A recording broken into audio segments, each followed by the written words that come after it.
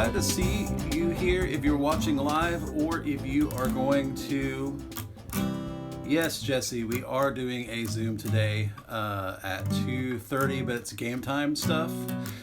So we'll be at 2:30 playing games on Zoom. Bible study stuff is on Wednesday, but Friday we just get together and play games and have a good time.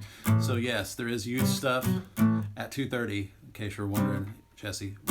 That is the answer to your question, because I can't type comments sideways. There will be a post on Instagram about that just here in just a few minutes with the room number and all that good stuff. So yes, 2:30, Jesse, at Zoom. We'll do some games and some silliness. Bring a computer and a phone. We've been playing some games together and having a good time. So 2:30. And we have been going through here on our Instagram Live the resurrection stories from the different Gospels and just kind of looking at them. I feel like in this time of quarantine and isolation and loneliness that we're all kind of going through, that maybe it's nice to sort of take a little bit to look at what the disciples were going through after Jesus was resurrected. Because most Easters, we like to just quickly move through and Jesus is risen, everything's awesome. And I think it's cool to kind of spend a little bit of time in that space this year. So we're looking at Luke 24, and earlier last week, and you can see all of this series if you want to go onto YouTube. It's all out there on our church page, Salado United Methodist Church, and you can find us on YouTube. They should all be out there. Last time we looked at when Jesus appeared to the disciples on the road to Emmaus. And this time we're looking at Jesus reappearing, and this is the last time that he does so to the disciples. And Pikachu back there is going to help us look at this passage. So we're in Luke 24, starting in verse 36. And while they were talking about this, Jesus himself stood among them and said, "Peace be with you." They were startled and afraid and thought that they were seeing a ghost. And he said to them, "Why are you frightened? And why do doubts arise in your hearts? Look at my hands and my feet, see that it is I myself. Touch and see, for a ghost does not have flesh and bones, as you see I have." And when he said this, he showed them his hands and feet. While in their joy they were disbelieving and still wondering, and he said to them, "Do you have anything here to eat?" And they gave him a piece of fish, and he took it and ate it in their presence.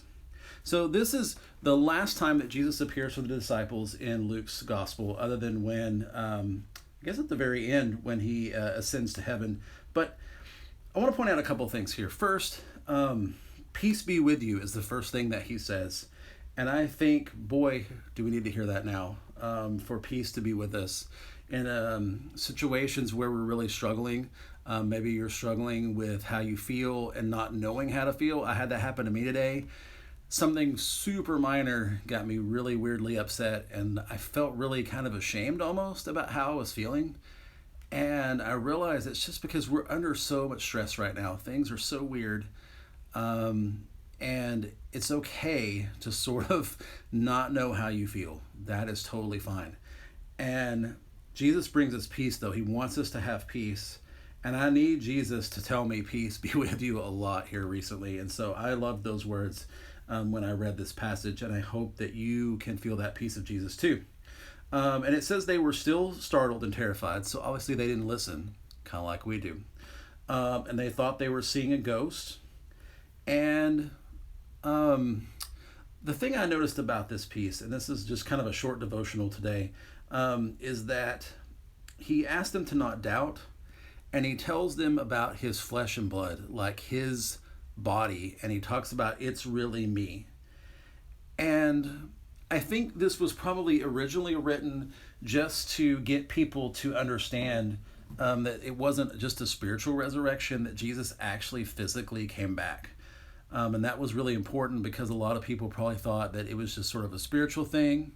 Hey, Lola. Thank you for joining us today.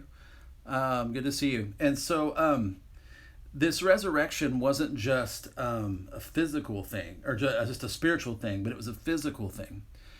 And I think the importance for us today in that is that our bodies are important to God. Like how we are existing physically is important to God, and that includes our mind. I think too often in Christian circles, we try to over spiritualize everything, and we make it to where we don't think about things like that affect our body, like how much sleep we're getting. Are we getting good nutrition? Are we getting out and exercising? Are we taking care of our mental health?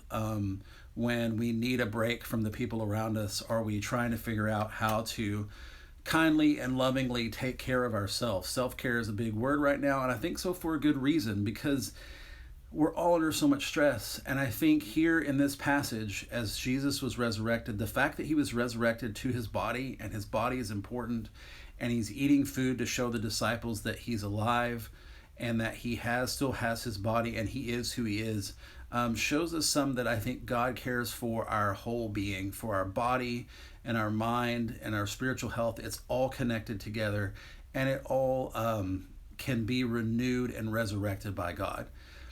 And that's not to say that the best thing for certain physical ailments is just to pray. If you're sick, see a doctor. Same way for mental things. If you're struggling, see a counselor, see a therapist, see somebody that can help you work through the real issues that we all have. But God cares about that. And the same way with your spiritual issues. If you need someone to pray for you, or you feel down spiritually, those things can all be addressed. And sometimes our bodies and our minds affect our spiritual health and how we feel. Again, if we're feeling down, if we're feeling tired, it's really easy for us to not connect spiritually. And so I just pray that as we deal with this time and all of this distancing that we're having to do, that we will see, as the disciples did, that Jesus wants to bring us peace, and Jesus will bring us peace, and that we are important body, mind, and soul to God. So that's just kind of my message to you today. Do what you have to do to take care of yourself. Take the time to take walks. Take the time to be alone as you need to be. Take the time to talk things out with people. Don't just let things fester and simmer and get angry with people and all those things like we can sometimes do. So hope that this blesses you today. Hope that you're having a great Friday and that you'll have an amazing weekend. And it was good to see you guys today at 2:30 on Zoom.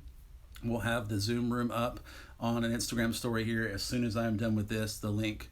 The meeting room. We're going to play some games this afternoon, do some different stuff, and hopefully you can join us. Good to see you guys that were here, and hope that you guys that watch this after it is live on our stories that are all blessed. And if you didn't catch it on either of those two formats, it'll be on our YouTube page in an updated form tomorrow afternoon after the story goes down. So love all of you. Good to see you. Hope you have a wonderful Friday. Can't wait to see all you guys in person again. Praying for you. If you need anything, let me know. Love y'all. Peace and bye.